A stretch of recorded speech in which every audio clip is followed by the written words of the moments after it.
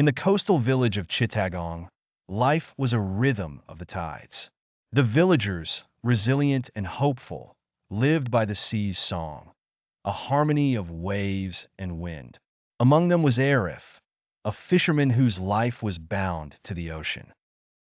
He was known for his courage and unwavering spirit, traits that had earned him respect among his comrades. One evening in early November 1970, the whispers began. The elders spoke of a great storm, Bhola, brewing far out at sea. It was said to be the mightiest cyclone in recent memory, its ferocity unmatched.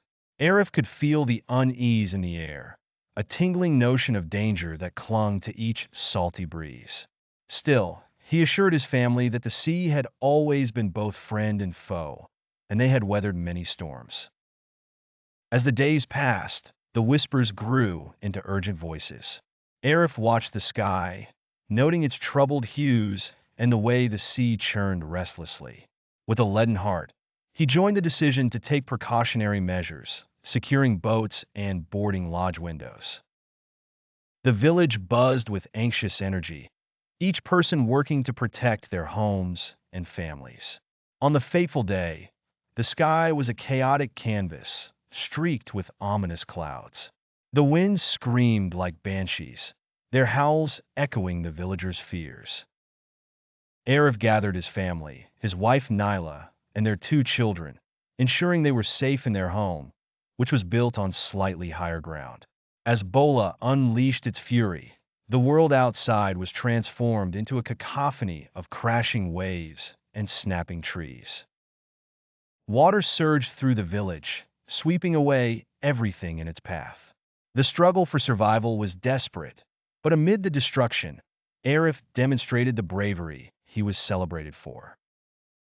Joining hands with his fellow villagers, they waded through the water, rescuing those stranded and getting them to safety.